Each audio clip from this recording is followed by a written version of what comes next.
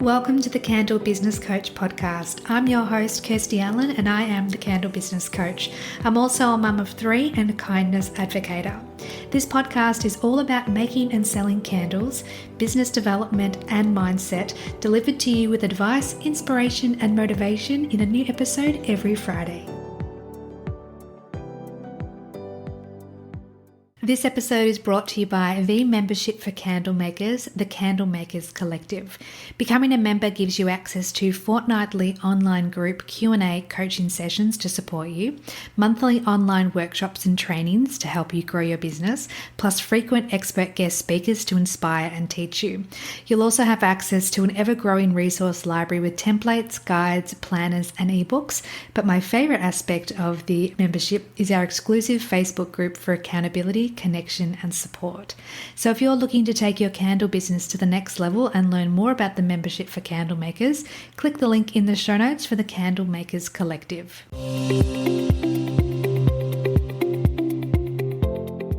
Welcome back to the podcast, my friend. Today we have a beautiful guest with us sharing a candle maker conversation with the beautiful Alicia from not Sweet Soy Candle Co, but from Highland Home Fragrance. Welcome, Alicia, back to the podcast. Thank you for having me again. Now, for those that are playing along, you'll know that episode 100 was released on the 1st of December 2023, and that was the first time we had Alicia on the podcast. We've had her on a few more times with Candle Maker Connections episodes, but I thought it would be nice to bring Alicia back just by herself so we can chat about her journey. But for anyone that doesn't know Alicia and has not yet gone back to episode 100, Alicia, would you like to share a little bit about yourself and your business? Yes, so I used to have Sweet Soy Candle Co. that is now Highland Home Fragrance. Last time I was on here, I think my sister wasn't 18 yet, so I don't know if I can technically say I'm still raising her, but kind of am.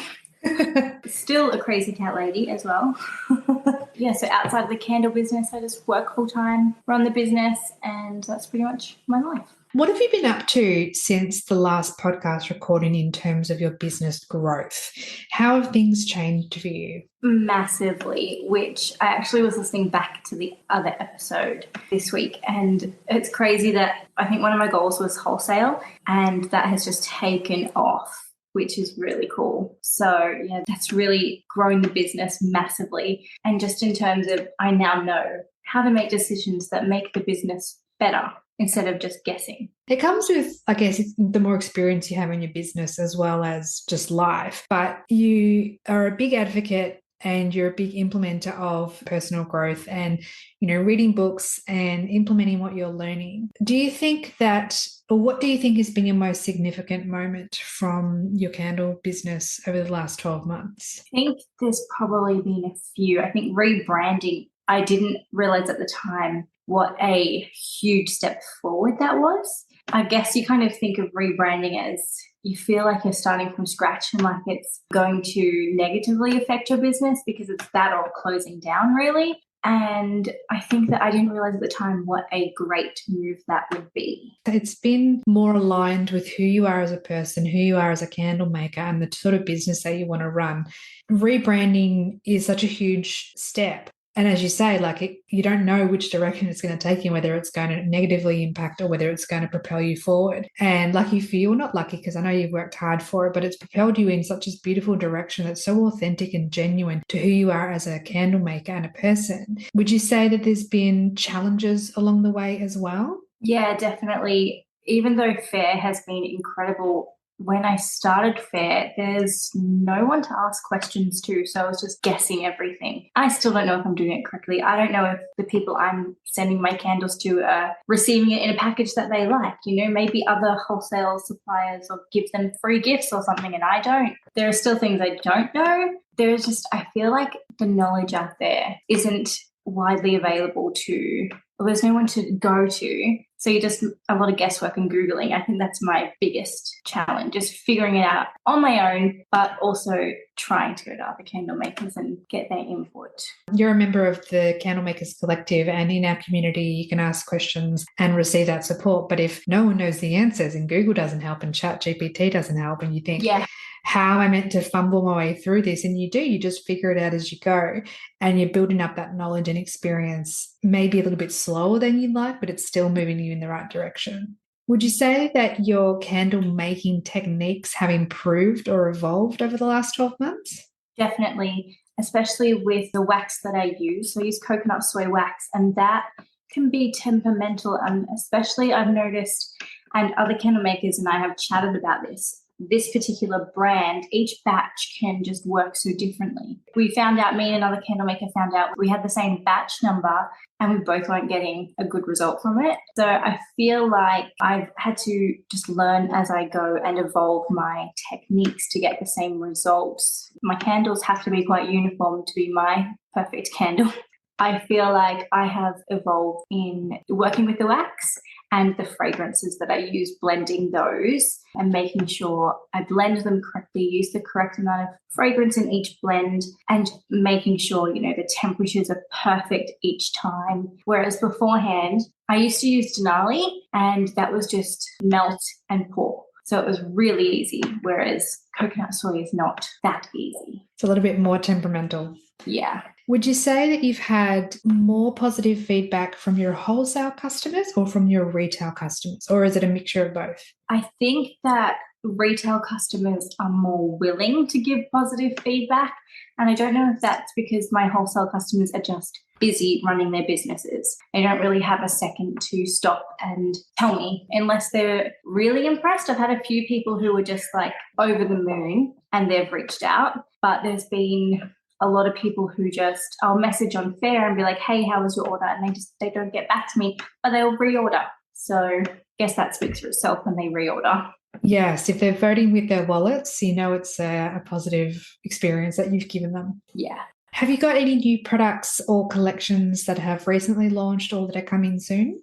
Yes. So tomorrow I'm launching my room sprays, which is really exciting because I think I'm more excited to get them on Fair. I think they might hopefully do well on wholesale. And I've got an idea for another product for winter-ish time, but I've just got the starting thoughts of it. I haven't fully fleshed it out yet. I always enjoy seeing your social posts and your evolution of products, whether it's room sprays, whether it's, you previously had wax melts a long time ago, but even just new scents that you bring in, the way that you entice and invite your audience and community to be a part of the journey is something I highly commend. And it's something I always recommend to other candle makers is that you need to show the journey as you're making decisions, as things are getting delivered, so that they can be a part of that journey, so that when you're ready to launch, you've already built up the hype, you've already built up that anticipation. And that's something that you do really well. Thank you. Yeah, I think that this day and age, you kind of have to. I mean, well, you don't have to, but you just won't get the best results if you don't. Yes. Would you say that engaging with your community on socials is an important strategy? Definitely, because at the end of the day, social media is about being social. So I feel like you have to, like, if you want the algorithm to push your stuff out, you need to show the app, whatever app it is, Facebook, TikTok, Instagram, that you're a user of the app. So they favor you. And then it also builds that trust and relationship with people for them to want to purchase from you in the future. Yes, absolutely. And something we've always said on the podcast is potential customers need to know, like, and trust you before they'll purchase from you. And if you're only appearing on socials and promoting products, not actually sharing your journey and sharing, you as the business owner, you as the maker, you lose that connection piece. And there's such a disconnect between products and your audience and your community unless you bridge that gap with sharing your journey along the way. Yeah. And one of the things that, like, when I think you asked a question, like, what's your biggest goal for 2025 in the collective? And I said community. And I didn't want it to be transactional because last year it kind of felt quite transactional. Someone would place an order, I'd send it out, and that'd be that. Yes. Whereas now you can have more of that friendship or relationship with your customers in a more genuine way. Yeah. On a personal level, how would you say you've grown as a candle maker in the last year? So much. I think back to when we recorded the last podcast episode to now, I think that, I've just grown so much professionally in the candle world and personally. I feel like having the candle business has pushed me out of my comfort zone in so many different ways. I'm still quite shy with things, but learning not to be. Yes. Be more confident and courageous with making those decisions that are just slightly outside your comfort zone. So important to do, but it's still scary because it's something new, it's something unknown. You know, whether you're spending money on ads or whether you're dancing on TikTok or whatever, not necessarily those two examples, but trying something different in your business to see if that's what your community is actually looking for and seeing if it'll be like, you know, quote unquote, a winning strategy for your business. Yeah, and I feel like as someone with anxiety, that voice in my head can go, no, don't do that. That's going to be so bad. This bad thing is going to happen. But then it's like, well, what if it doesn't? Just be quiet, little voice, and just let me see what happens. Yes. And 99.99% of the times, it works out to be a great decision or at least a learning experience. Yeah. Are you ready for personalised support for your candle making journey? Hi there, my friend. I'm Kirsty Allen, the Candle Business Coach, and I help candle makers like you with mindset and business strategy, as well as troubleshooting your candle making struggles. With my private coaching, we'll work together to set and achieve your goals. And whether you need a single session for clarity or a series of sessions for ongoing support, I'm here to help you every step of the way. Check out the show notes for details of my private coaching sessions and packages, and let's achieve your goals one candle at a time. Looking ahead, what are your plans and aspirations for Highland Home Fragrance? I think that I just want to continue to grow the wholesale side and the retail side. The retail side kind of took a backseat last year or towards the end of the year more than before then. From like October onwards, it took a bit of a backseat. So I really want to build that this year and just cultivate those relationships with wholesalers and really nurture those relationships. And that's just a huge goal of mine, is just to make it less transactional and more about the people buying from me. And you can do that, and this is for anyone listening, you can do that via emails, you can do that via socials. There's different ways to, you know, surprise and delight your customers so that they become, you know, raving fans of your business. And there's strategies that you can look up that can give you ideas. But one of the things that I'd love to know is, do you have a favorite story from one of your customers? It could be like a heartwarming customer story or just a memorable moment in your journey. Probably most recently is I posted a TikTok not this year.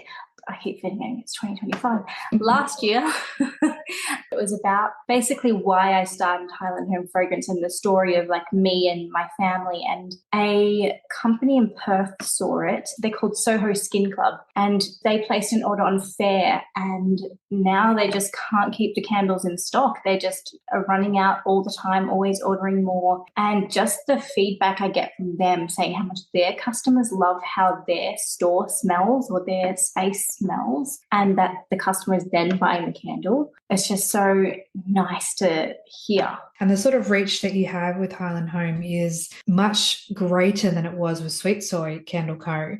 Yeah. Not to say that you couldn't have grown that to the level that it is now, but I think when you listen to your intuition and you trust your instincts and make decisions based on, you know, where the butterflies are leading you, you can see just how successful you've become and are going to be because you've trusted that intuition. Yeah, it's really, I think, even though I was being myself, Sweet Soy Candle Co., I'm more myself now and more authentic to me and my roots and my upbringing and my values in life. It all is just, Highland Home Fragrance is just more an extension of me. And that's something that many candle makers I've spoken to haven't quite dialed into. There's still a little bit of a disconnect. It's more, but I just want to sell candles. I just want to make money. I just want to have those transactions and you know, reduce my full-time work to part-time or make this my full-time gig or whatever it is.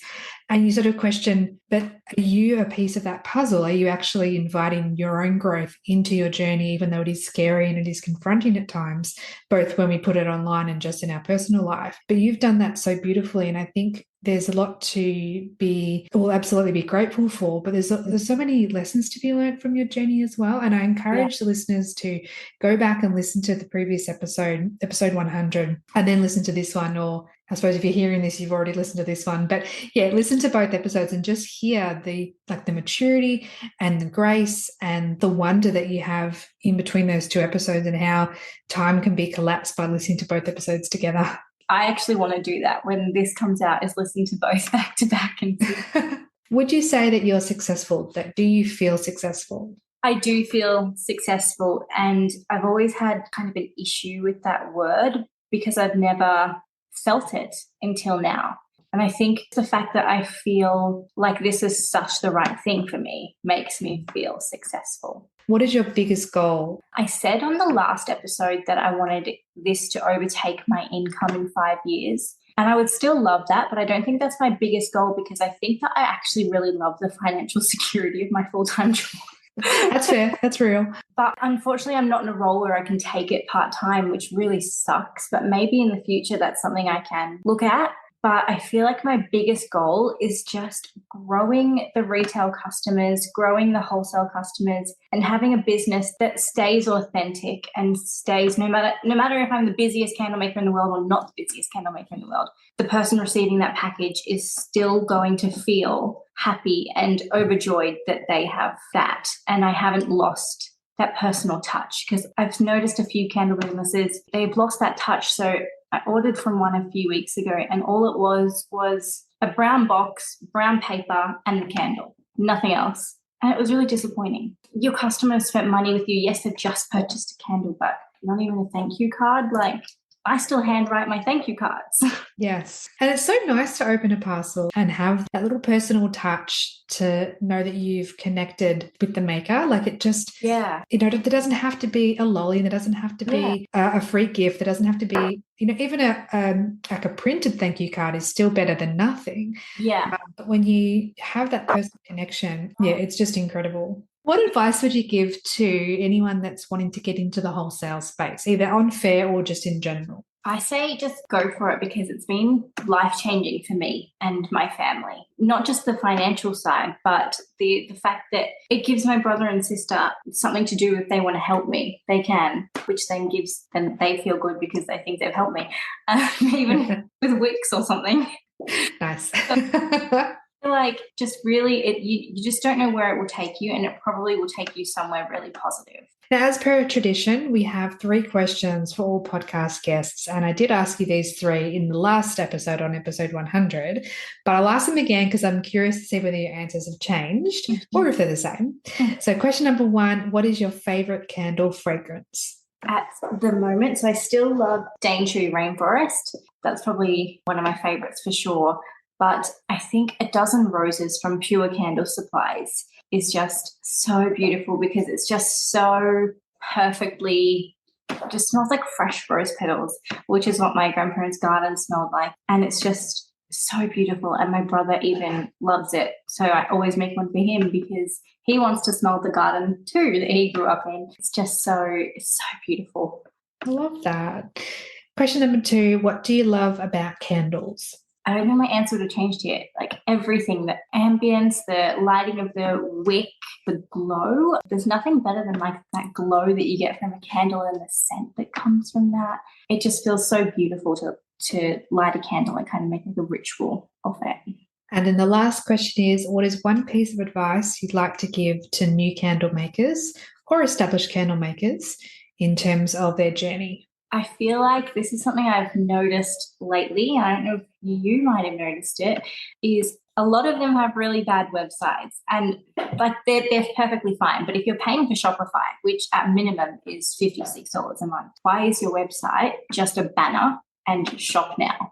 Like, actually take advantage of what Shopify offers. Learn how to make it look beautiful, because then you won't be limiting yourself to people that buy from you, because people want to buy from a professional looking website. I think people just need to make sure that their website is their storefront and how they want their brand to be presented to the world. Because there's a few that I've seen lately and I'm like, I wouldn't buy from this. I love your Instagram page. Why is your website so bad? Interesting take on things to consider when building a website. Yeah, and I mean, I know not all of us are great with it. Like, it's really, Shopify isn't for the weak, but there's so many YouTube tutorials and TikTok tutorials. There's this guy on TikTok, I can't remember his handle. He literally goes on really big companies' websites. Like, the other day, he done one on Rhode by Hailey Bieber, the makeup brand, and he showed her Shopify website and said, here's how you can recreate it. So there's heaps out there to learn, and it's really not hard. Like, from what I've implemented in mine, and mine's not perfect yet, I've still got a long way to go. It's been really easy to learn.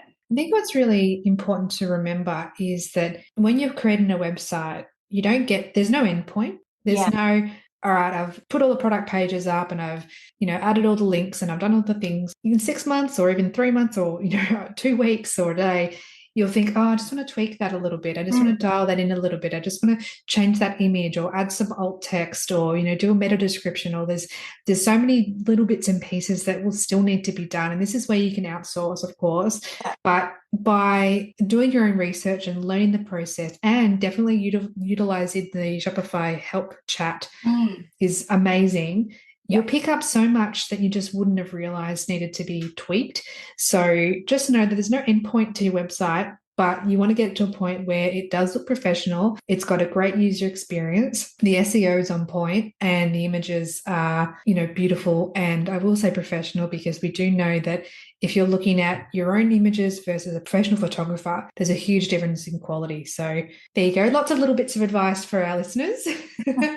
Alicia, thank you so much for coming on the podcast again. I always love chatting with you about your journey, and it's very inspirational seeing your growth and where you're headed. For the listeners that would like to get in touch with you, where can we find you online? TikTok and Instagram and Facebook are all just at Highland Home Fragrance, and my website is highlandhomefragrance.com.au.